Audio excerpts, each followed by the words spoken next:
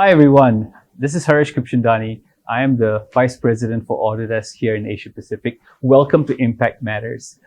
Impact Matters was something we created at Autodesk to be a thought leadership series of conversations and discussions with senior leaders with diverse experiences to help reimagine our future.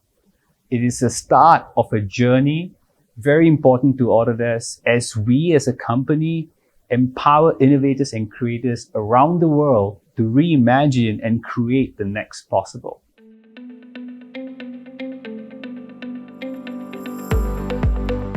The world's changed fundamentally, and we all know that. The digital transformation or digital-led disruption has always been a core part of our life for the last 5 to 8 years. But that has accelerated in incredibly amazing ways at a speed that none of us expected because of the pandemic. And as a result, what we've seen is a massive skills shortage. A skills shortage that's put pressure on the system, has put pressure on organizations to help invest in rebuilding skill sets for existing employees. It's also put pressure on organizations to figure out how they transform. But it's also started to put a lot of pressure on us as individuals, whether senior leaders or younger leaders emerging in organizations to unlearn, relearn, reskill, and skill up. All of this requires rethinking, but there are also fundamental programs like mentoring and mentorship, which we've seen established in many organizations. But one of the things that's been emerging as a trend in a multi-generational workforce where there's a very large percentage of millennials who today are a core part of the workforce is the concept of reverse mentoring. A concept where a senior leader would partner with a younger person in an organization. And the concept of reverse mentoring has had a lot of studies demonstrate that it has impact. It has the ability to impact senior leaders and help them learn about new skills, new trends, and see things from a very different perspective in a world where the younger generation is growing fast, and in regions like Asia Pacific where the middle class is growing very, very quickly with a boom in the younger audience. And joining me today is a really good friend, a senior HR leader who I've not met for the last 10 years, and I get to reconnect with her through this podcast, is Stephanie Nash. Stephanie is the Chief People Officer at Circles. She is a senior leader with global experiences, having worked and built up from startup scenes to SMEs to global organizations like Microsoft. She's got 25 years of experience in leading large teams, building high-performing teams, and driving operational excellence in some of the largest organizations. I am incredibly excited to have Stephanie join us today to really talk about not just reverse mentoring, but leadership and mentorship and having the ability to build organizations with a learning mindset. So Stephanie, welcome. It's great to have you here. Thanks, Resh. It's great to be here. And thank you so much for the generous introduction. It's a rare and unique opportunity, particularly these days, to catch up in person. And I appreciate being here. No, the pleasure's all ours. And it's been what? I haven't seen you in 10, 15 years I think or something it could be like about that. 10 years. Yeah? Yeah, which is very telling. And after 10 years in the same country, we're reconnecting. Who would have thought this would have happened? Yeah, I think what's interesting is there's been a lot of change in between that period of time. And I think that both of us have had new experiences and new companies since Microsoft. And that has allowed us to be where we are today.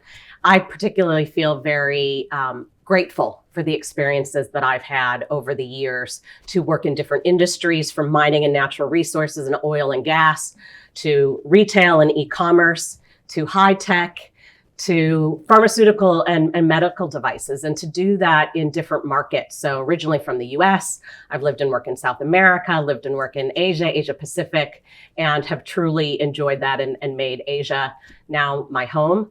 And as you said, I've had the opportunity to work in some incredible multinational companies, and also to join some incredibly inspiring startups along the way. Very nice. What an amazing career you've had, working across different organizations and more importantly, cultures as well. So you probably have a very rich perspective I'm sure you're going to share with us today. But before we dive in, I have one question for you. I just realized you've just changed jobs right in the middle of the pandemic. Yeah. How does that make sense, and why would you do that? Isn't that massively risky for someone to do that? I think some people think I'm crazy. I think that what I'd like to think is I continue to be on the journey of always learning and always growing. And I've thought of myself as someone with a relatively adventuresome spirit. And I think the current opportunity that I've recently taken on with Circles is going to prove to fulfill those aspirations and those ambitions. And it very much is about that continuous learning. And as we talk about reverse mentoring through this conversation, I can share a little bit more about how that shows up in the day-to-day. And I'm looking forward to that. But what I find interesting is this, right? Everything you said makes complete logical sense, but the application of that is not necessarily very broad. I think in our rational minds, we know we need to take risks. We know we know we need to fail. Everyone talks about it. The narrative's out there in the world, right? You go online, you search for it, thought leaders and so on and so forth. But why are not enough people doing it?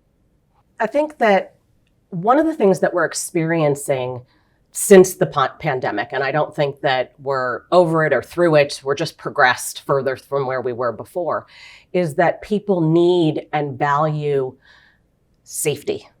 And there's all kinds of safety. We talk about psychological safety, workplace safety, health safety, financial safety, emotional safety, et cetera. And I think for us to be comfortable and confident ourselves to take those kinds of risks in a responsible manner, we also need to feel that level of safety around it and us. And that can come from our family, that can come from our friends, that can come from our colleagues, that can come from our workplace.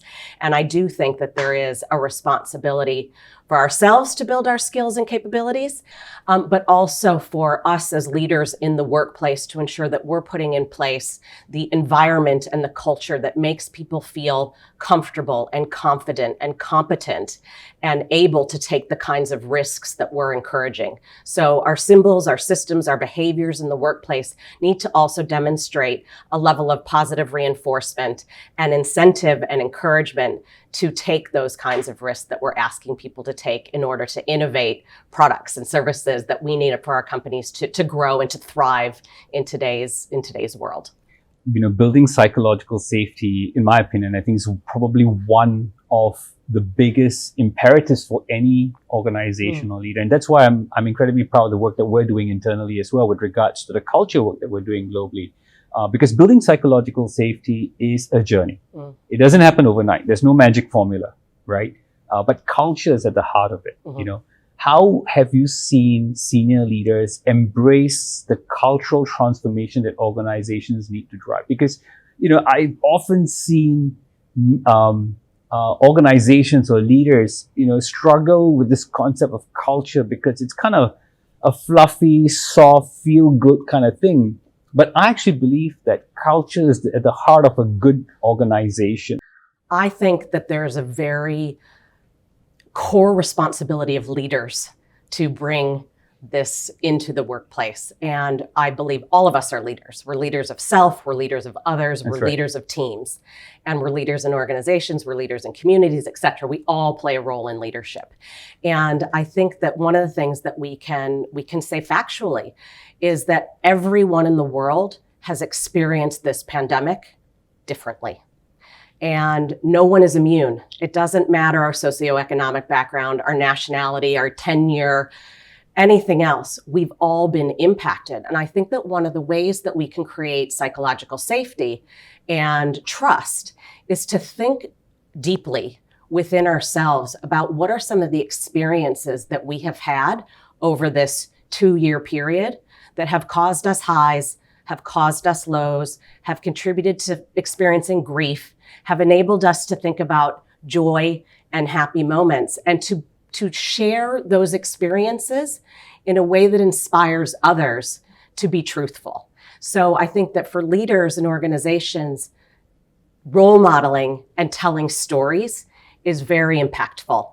And again, that role modeling and stories don't always have to come from the most senior leader in the organization. All of us have something inspirational to share. All of us have moments of joy that we can spread to others. So how we're able to take the rituals that make us feel better or work through challenges can impart knowledge and experiences on others to think about how they may be able to apply that in their own life. I love what you said. And this, I took away a few things, but there's one thing I think is so important what you said, which is this concept of self-leadership. We're all leaders in our own right. We don't need to be anointed as with a title or a large team in order to be considered leader. So we're all leaders in our own right. And as leaders, we need to learn how to lead ourselves before we can lead others and lead organizations and countries and so on and so forth. What's been interesting for me when I sit down and I reflect is the way we learn and the way we unlearn or the way we relearn. And a big part of learning is how we think about our ego. Because our ego tends to, especially the older you get, the more experienced you are, you think you're more accomplished, you're more established, you kind of know more than someone else. And big learning for me is over time, I've realized that the experience of age and the exuberance of youth need to coexist, right? In order for us to thrive. It's not about we need more youngsters or we need more younger graduates because they're digitally native, they know more, or we need more older people. It's about how do we find that balance, that mix, in a recipe in order for us to build an organization that can thrive with people who have experience and people who bring energy and a whole bunch of other qualities to the organization. And in my travels in Asia and globally, and having worked in some of the Asian countries and different cultures, I've realized that we're all very different people, right? And different people, some of us have different biases and some of us have different language skills.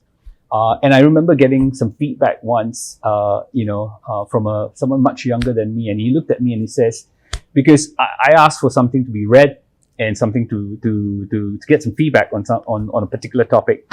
It took him 2 days to come back to me, and I wanted it like 30 minutes, right? As an impatient leader, and I wanted it like yesterday. And I obviously, was pushing him hard. And the guy is much younger to me and obviously not natively English in terms of speaking language. He picks up himself. He walks to my office. He says, "Can I give you some feedback?" And I'm like, "Sure." Firstly, I admired his courage, right? So knocked on the door, came in. "Can I give you some feedback?" I said, "Sure." He says, "I'm not stupid." And he says, "The difference between me and you and many other people is English is your first language. English is not mine. So what takes you 30 minutes to read and understand and comprehend and kind of have a conversation takes me a little longer because I need to translate it into my native language and then translate back my insight. So it's taking me longer." I sat down there. I felt really embarrassed. And more importantly, I'm like, what? That's a great perspective. I said, I didn't realize that, and that kind of shifted how I think about how I lead multicultural teams, how I engage with different cultures, and how I think about how I can reframe my perspectives and expectations, right, on a day-to-day basis. So that was my one little example of this concept of learning from someone much younger, parking your ego aside. So I was really, really inspired by the courage he showed. And I think courage is a big part of it as well. But as senior leader, you got to park your ego because if you don't park your ego and genuinely, intently listen, it's going to be hard for you to turn around and want to learn from someone younger.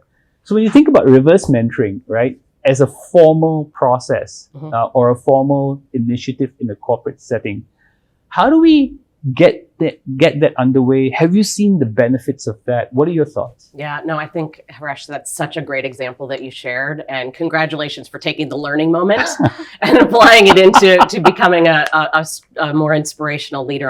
So the concept of reverse mentoring, in my mind, shows up in formal and informal ways. So I feel like in an organization or around specific topics, we can engage in a reverse mentoring. And again, it can be hierarchical, it can be age, it can be peer-to-peer, different functions, and be quite specific around, I don't really feel that my digital skills are as strong as I would like them to be. Can you help me with this? Or I have customers that are representative of a different demographic than I am. Can you help me understand that demographic? And we can be quite specific around what it is that we want to learn, the skills that we want to build, the mindsets we want to change. Help me understand what it's like to be a graduate who's embarking in the workforce in the next 12 months. There's also the informal mentoring and the reverse learning. So I'm certainly finding myself, having joined a new organization, every moment of interaction for me is a reverse mentoring opportunity.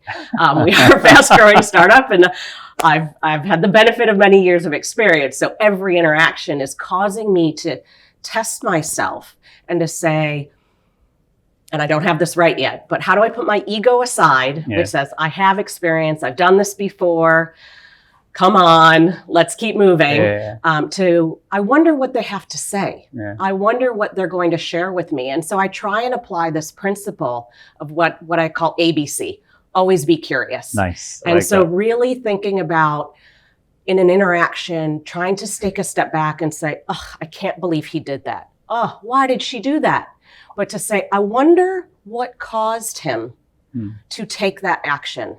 Or I wonder why she felt she needed to have that response. So I like to think about the A, asking good questions. So always be curious, asking specific questions, asking more targeted questions, not just how are you today? Why did you do that? But adding on to that, what did you do this weekend that brought you joy? Did you fulfill your commitment to yourself to eat healthier? How so? Can you share that with others on the team? What reaction were you hoping this person would have when you sent that email? And really trying to seek that clarification and to listen deeply to the responses that people give, because it's just a gesture if we ask the question. It really then comes down to, did we really listen to the answer? And then how do we actually apply and act with integrity and empathy based on what we heard? And so it's a learning, I'm constantly learning, constantly growing, and really testing myself daily, but feeling great about having made the decision and the recognition of how important it is to embrace other people's perspective and to be more humble and to put ego aside and to be willing to change and to apply different ways of working and different ways of thinking to enrich the workplace and to create greater levels of innovation and safety for others. I love it. You know, you talk about always be curious, ABC, right? Nice takeaway from there. And I like the part you talked about always listening as well. What advice would you give to, say, the younger generation coming into the workforce? Now, workforce dynamics or demographics has changed. You know, we work in a multi-generational workforce. Now, most organizations have at least, 3 generations operating. So you can imagine trying to, you would know this, right? Trying to lead an organization with multiple generational workforce. What advice would you give if you were turning around and talking to a bunch of younger employees coming on with regards to, how they can impact an organization and how they can actually help teach and influence for change? Yeah. So one response I've heard to the listening, the balance of listening versus speaking, and a very straight response is, there's a reason we have 2 ears and 1 mouth. And so as we just try to apply in our own ways of operating and ways of working, to focus on that listening. And it may be that we have to be specific and say, okay, I'm not particularly good at this, but in my one-to-ones, I'm going to make sure that in the 30 minutes we have together, I'm going to spend 20 minutes of the time, not necessarily sequentially, but 20 minutes of the time is going to be around listening, asking good questions, reflecting, listening, asking good questions, reflecting, and 10 minutes is me speaking. Or us speaking. And so really thinking about our own personal style and dynamics and applying some micro steps, some little things that we can do to start to change and modify our behavior. I think if we try and boil the ocean or tomorrow I'm going to be a different person, not going to happen. And so I think that self-reflection, that level of self-awareness and social awareness that we need to build within ourselves to figure out how to be a better listener, be a better leader, be a better communicator. And I think that for the early in career or those that are younger is to also build skills and to ask for help and to have the courage to talk in a forum that is comfortable. So say it's a one-to-one and say, I'd like to share a little bit about myself with you, and in return, I'd appreciate it if you would share a little bit about yourself so that we can progress our relationship in a more effective way. And one of the biggest sources of opportunity and also challenge is how we communicate. And so we tend to believe that the way we like to communicate and the way we like to be communicated with is the same as everyone else, when in fact, that's not the case. We all like to communicate differently and to be communicated with differently. And that might change scenario to and context wise, but some people are more analytical and some people are more reactive. So some people would like to see and read something before engaging in a discussion. Other people are like, don't send me pre-reads. I just want to have a conversation. And I think that we can ask some questions to just get to know each other a little bit better. So that we can improve the effectiveness of our communication and therefore the impact that we're able to have after each of those interactions. You know, I spent a lot of time working across Asia Pacific and doing a lot of work around transformation of organization, strategy, and so on and so forth. And in some industries, in some organizations, they're more conservative. And some organizations are founder-led, founder-built. And they built an empire. And these founders don't want to change. But yet, the demographics of the organization are significantly skewed towards the younger generation. Now, I believe a core role of a leader leading an organization is to be able to help the organization and its shareholders see around the bend. Right? And you do that. You work with, great consulting companies, you read white papers and so on and so forth. But one of the sources to help you understand what's going on out there is our younger generation. That's why I'm a big believer of reverse mentoring, right? And your reverse mentors don't have to come just from within the organization. It can come from outside the organization. How would you get such leaders who are conservative, who are founder-led, who are set in their ways, right, to embrace these, moments of learning from this younger generation in order for them to hasten the process and adoption of digital technologies to create, their future, a new future for themselves? Yeah, great question. I think that we would be remiss if we didn't include science, data, research, and evidence in our conversations. And in many founder-led organizations, these are brilliant individuals who have excelled academically, professionally, in life, whatever the case may be. And so data and evidence. So we can rely on research from renowned institutions, educational institutions, medical institutions, et cetera, that say this is what the data is telling us. Because we now have more millennials in the workforce, as you're talking about, and disproportionately in Asia Pacific, Asia particularly. They're going to keep giving us more data, more research. They're going to join our companies. They're going to leave our companies. They're going to recommend our companies as a place to work or not. And the power of that word of mouth and their ability to share their thoughts and ideas on a global platform is here. And so we don't have the scale as 1 founder, 3 founders, 5 founders, 10 leaders to combat the feedback that can come back through all these various social channels that we have. So I think we need to ensure it's a safe space to have the conversation, ensure that there's permission and willingness to say, I would like to share some feedback with you. Are you in a place to listen to that? To understand how that person likes to receive information, the pre-read, the in the moment, the graphs, the spreadsheets, whatever the case may be, and say, this is what the data is saying to us. It's what's saying externally. It's what's being said and heard in our marketplace. And actually, it's also what's happening in our company. And then for us to co-create or co-establish, okay, what are we going to do now? Because we are at risk from a talent perspective of not being able to attract and retain and engage and motivate the people we need to ensure that we're a high-performing organization that is going to achieve the aspirational goals that we have set for ourselves, for our stakeholders, for our customers, et cetera. Stephanie, so, let's take Asia Pacific, all right? Rising middle class, lots of, younger generation audiences, growing in Asia. And when you think about the concept of reverse mentoring in a region like Asia, which is incredibly diverse when you think about it, right? Probably one of the most diverse regions I've seen across the globe. Do you think reverse mentoring in a region like Asia could work? I think it's a great question. And I also think it gives us so many additional possibilities because the richness of the diversity.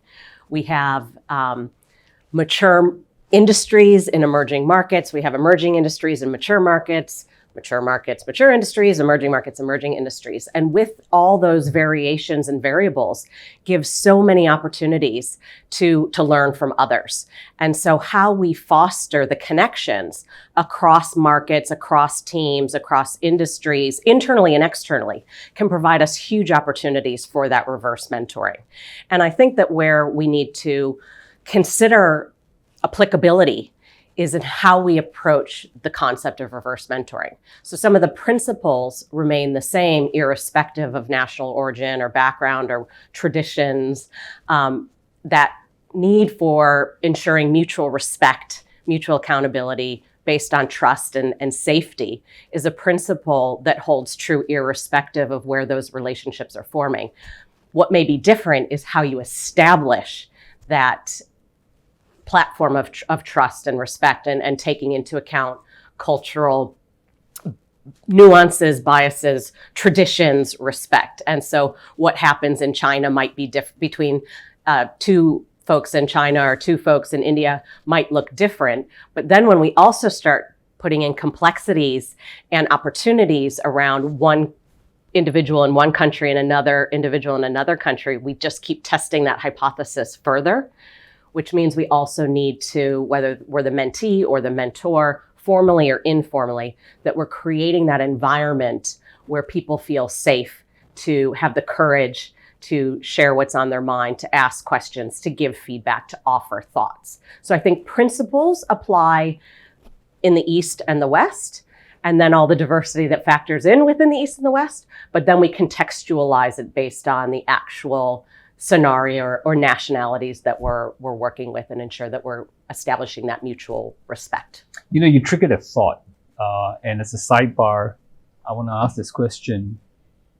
Hierarchy in an organization, a hierarchical organization, do you think that is kind of a derailer or a preventer for something like reverse mentoring as a technique to thrive? I think that hierarchy, formal and informal, is being broken down by how people are responding in that environment. So we see people with more choices, particularly the middle class where they have more financial means, or the millennials who have that boundaryless thinking and that willingness to take risks to pursue a purpose over a paycheck. And so we will see people join organizations, leave organizations, stay with organizations, perform well or underperform in those different those hierarchical contexts. And I think what we're going to continue to see, and the data already tells us that's the case, people are choosing and have the power of choice to work for organizations that they feel aligned with from a values perspective. There are shared values, and there is the opportunity for that individual to thrive in that environment. Some of the things you just mentioned just now are behaviors, behaviors that may not be taught in schools, or that may not be necessarily be part of an enablement program in an organization. So when you think about succeeding in the 21st century, what do you think are the skill sets required for, people in a variety of different organizations across different age groups and seniorities and experiences to succeed? I think that what we continue to see is the need for us from a mindsets and behaviors perspective to really be able to be creative, to solve problems, to think critically, to communicate and collaborate with others, and to be self and socially aware. And some of that we may learn in school because the structure enables it, or the courses teach it, or the teachers emulate it. But there are other areas where maybe individuals haven't had the opportunity for the education, and they've learned those skill sets, they've learned those mindsets, and they have those behaviors because of the life experience that they've had to work through. And so there's no right or wrong, there's no good or bad, they're just different. And I think that we as leaders and in organizations need to identify those different experiences and value the diversity of experiences that people are bringing to the table. And when we think about equity, diversity, and inclusion, this is really kind of underpins equity. We haven't all had the same access to technology, access to education, access to thought leaders. Yeah. And it's an opportunity to recognize those differences and create a platform where we value everyone for the background and experiences that they've had to date. So when you think about what you just said, one thing that popped up was education, right? Education systems. And if you think about the East and the West, right? Very different education systems, very different models, right? And all of us grow up. Some of us grow through both the East and West, and some just purely in the East, right? Do you think these education systems that we all go through make a difference to how we learn and how programs like reverse mentoring can and cannot be effective? I do, because I think that our education, we've spent many years, irrespective of how old or young we are, in an academic institution or an educational environment, if we had the good fortune to be so. And those experiences will have contributed to who we are, what we value, and how we learn. And so for some, depending on what their educational experience has been, they're better prepared to enter the workplace, and some are lesser prepared. And so this is where the skilling, the reskilling, the learning, the unlearning comes into play. And so recognizing where our experiences have contributed to us and who we are today, we may need to learn differently or unlearn some of what we were taught in school in order to pivot and to thrive in the kinds of environments that the workplace is looking for today. It's very clear and very apparent you have what I call a learning mindset. And that's not necessarily very common in terms of people willing to have the humility to say, I don't know, I need help. And I think that's very liberating as a leader. The moment you say, I don't know, I need help. I found it very liberating for myself. How do you help build a learning mindset? Or how do you help someone go on that journey? Because it's a journey. It's not going to happen overnight, right? Here are 5 things like what you hear out there. 5 things you can do to have a learning mindset. This doesn't work that way, right? How would you build a learning mindset so that, different generations can realize and be more curious and realize that they can learn from one another? I think practice, humility. I think also recognizing, we talked about psychological safety, but I think one of the things that we can also think about is who is it, what do we have around us that gives us safety? So I feel the good fortune of having an incredible life partner, father to my children, inspirational person, and 2 daughters who are my North Star. They're my pride and my joy. And so I have. So that gives me a level of, okay, well, if all else fails and I take this risk, I'll go home and I know what I'm getting. And that's kind of one thing. It's our family, it's our support network, it's our community. It's also the networks that we've built over our career. And so for all those different experiences that we've had, whether we've moved geographies or not, or companies or not, or roles or not, we always have new experiences and we meet new people. So how do we bring the people into our network that we have learned from, we feel valued by and from, and that bring different perspectives to a conversation, and that forms our network. And the network that we have enables us to be more resilient and to take more risks because there's that form of a safety net that sits around us. And so I think that in the time of COVID, we've also all been learning because we've been doing our work differently, engaging with people differently, embracing new technologies differently. So we are all learning. And it doesn't have to be something that we call a formal learning experience. I registered in my learning management system. I have X number of courses to take. That's all important and helpful, but it's how do we also embrace the experiences of each interaction that we have in that reverse mentoring concept, that peer mentoring concept, to say, I can learn something from every interaction I have. And some will be more impactful than others, more inspirational than others, but there's always something to learn. You know, I have a 15-year-old and a 21-year-old, and they have put on fresh lenses on me, especially in the areas of diversity, equity, and inclusion. And, you know, I think I'm a little bit more aware. I'm a little bit more smarter than I was yesterday because of the lens that they're putting on me, because of what they're seeing in their everyday interactions with their friends and so on and so forth. So it's pretty amazing if you keep an open mind and you park your ego, like we discussed earlier on, what you can actually learn and how you can actually rewire your mindset, you know, to basically look at things from very different lens, the same thing from a very different lens to gain a new perspective. And I think that's the opportunity we have with reverse mentoring, whether it's from your own family in an informal setting, like you say, treat them as equals, or whether you do it in a formal way, in a formal program in an organization.